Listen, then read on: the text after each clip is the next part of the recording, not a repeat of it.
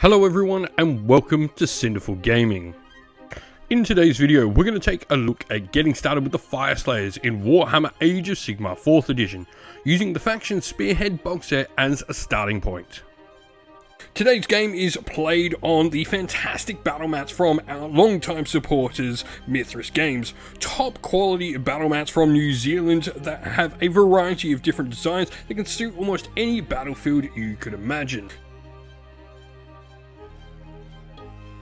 Leading the box set is a Battlesmith. This is a pretty standard hero for the Fyreslayers with 5 health, a 4-inch move and a 5+ save, though it does have a nice increased control score of 5. In melee, it attacks with its ancestral battle axe for 5 attacks, hitting and wounding on 3s with Ren 1 damage 2. Pretty standard hero profile there, but it does have a couple of passive abilities. The first of these being the Icon of Grimnir. You get to ignore negative modifiers to the control scores of friendly Fyreslayer units while they're wholly within 12 inch of this unit. This is really powerful. Having a good control score can really dictate how you're controlling those objectives on the battlefield. And then you've also got Bard of the Lodge as well, where if a friendly unit wholly within 12 inch of this unit uses the rally command, you can make 3 additional rally rolls of d6. Getting some extra bonuses to rally is always a welcome rule to have. Like a lot of Fyreslayers, it does have Ward 6+ on it. It's an infantry hero. This is just, a good solid hero to lead your force. Next, we have our first unit, and we get 20 of these in the box set, and they are Volkite Berserkers. These can be built into 2 different loadouts, and the first one we're going to look at are the Volkite Berserkers with bladed sling shields. They have 2 wounds each, a movement of 4, 5+ save, and control score of 1. These models have 2 attacks each, hitting on 4s, wounding on 3s with Ren 1 damage 1. Though they do have the Berserk Fury rule, where each time a model in this unit is slain by a combat attack and the model was in combat with the attacking unit, you roll a dice. On a 5+, inflict 1 mortal damage on the unit that was attacking them. Pretty cool stuff to just give you some extra little kickback damage on the unit. You've also got the option for having 1 in 10 models as a musician, and you've got Ward 6+, again, like all Fyreslayers. The alternate build for the Volkite Berserkers are with fire steel weapons, essentially dual wielding weapons. Now these have 2 health, they've got a 6+ save rather than the 5+ because they no longer have shields, but they do get a cool rule where their Whirlwind Destruction gives them an extra attack whenever they charge into melee. So they don't always get that initial attack, which is a little bit of a downgrade if they get caught out in the open, but they are a little bit cheaper than the other variation as well. They've also got the Ward and Musician rule, same as the other. Pretty solid infantry unit really. They can pack out quite a few hits. If you can get the buffs in on them, they will be a really deadly piece. Next up, we have the other infantry kit in our box, and this is the Hearthguard kit. It's going to be built up as Hearthguard Berserkers, which we'll talk about in just a second, but first we're going to look at the Auric Hearthguard.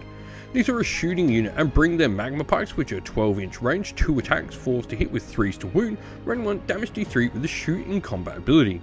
They have your standard sort of characteristics for a Fyreslayer unit: 2 health, move 4, 6+ save, control score of 1, but they also have Molten Rock Bolts as a passive ability, where each time a shooting attack made by this unit scores a critical hit, you subtract 1 from that target unit's move characteristic, so you can't ever reduce their characteristic below half. Being able to reduce move is a powerful ability and can really help set up your game. They don't have the most powerful shooting attacks, but it's pretty semi-decent, though albeit short-ranged. Now, as I said, Hearthguard Berserkers are the other build option, and the first of these are with Flamestrike poleaxes. We do have another weapon variant coming up in just a second. Same base profile as the Auric Hearthguard, but melee weapon-wise they have Flamestrike poleaxes, which are 2 attacks each, hitting and wounding on 3s with Ren 1, damage 2 and the Crit Mortal ability. Remembering Crit Mortal turns the attack into the amount of mortals equal to the damage, so the higher damage of 2 on these with Crit Mortal is pretty solid. Duty unto death makes them a really great bodyguards unit, while any Fyreslayers infantry hero units are near them within this unit's combat range, they'll get a ward of 5+, and so will this unit. And then Smouldering Braziers as well will allow them to potentially, after they've gone into combat, at the end of any turn, if they're still there, they can potentially inflict some mortal damage on the enemy. And our other version of Hearthguard Berserkers are with Berserker Broadaxes. These guys do drop the Crit Mortal rule, but they do have the same damage profile with 2 attacks, 3s and 3s, Ren 1 damage 2. They have the duty unto death as well, like the other unit, but Fires of Vengeance, while this unit is within combat range of any damaged Fyreslayer heroes, you add one to their attack, so they can get an extra attack in there and really will start to pick up when they do that. Though I do think for me the Flamestrike Poleaxes with Crit Mortal just is a much better profile. You know, you're not going to get the extra attack, but I think because you have a hoop to jump through to get that extra attack, it's not worth taking them over the Flamestrike Poleaxes. The first unit we're going to look to add to our Fyreslayers is an Auric Runesun on Magmadroth. This comes with the rest of the Magmadroth kit. You can build any of the 3 variants of Magmadroth unit in there, and you actually get the other 2 heroes on foot. So you will get a Rune Spider and Rune Father on foot if you do build the Runesun on top of your Magmadroth, or vice versa depending on how you do it. But the Runesun is the cheapest variant, and that's why at 1,000 points I think you can fit him in over the other variants. A Magmadroth is a pretty solid beast. First of all, you've got your Ancestral Weapon, which do have anti-monster +1 rend, which can make them pretty deadly when fighting other monsters. The Magmadroth itself puts in quite a bit of damage, and can even do some shooting as well with the anti-infantry +1 rend ability. Now, you've got Vying for Glory, where each time this unit destroys a monster, you can add one to the attack's characteristic of its Ancestral Weapons. Dominating Roar as well from your Magmadroth. You can pick an enemy monster in combat with this unit to be the target, and if that unit has fewer damage points than the target, you subtract 10 from that target's control score. And Volcanic Blood means anytime you actually roll a 1 to save, you'll deal some damage back to your opponent. The last unit we're going to look to add are the Vulcan Flameseekers. These are a pretty solid unit, 2 wounds each, a move 4 up, 5+ save, and they've got their Vulcan weapons, which are 3 attacks each, 3s and 3s, rend 1, damage 1, but the anti-monster +1 rend. And the little Ember Teeth on your Magmadroth baby in there has the Crit Mortal rule with damage 2 on its profile.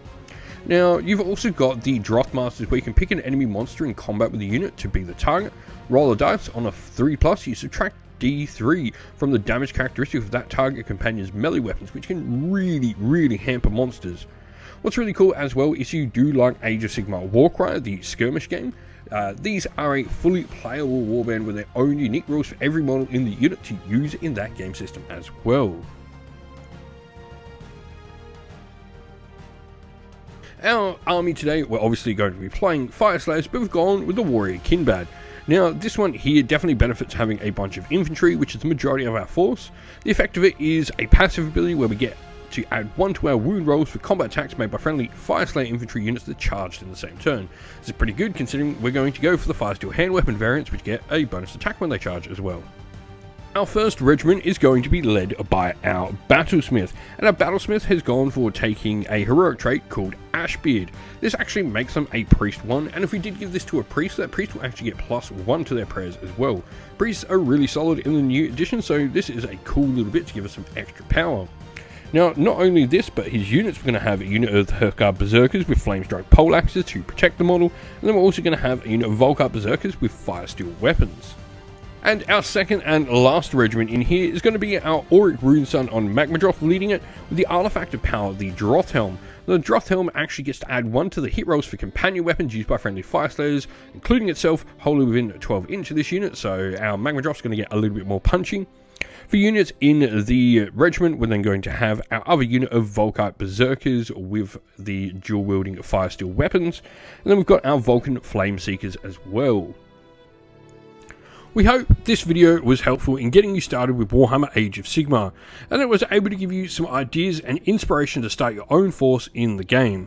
If you have any other questions at all, please comment down below, and while you're there, don't forget to drop a like, subscribe, and join our Discord server to check out all our future Warhammer Age of Sigmar content.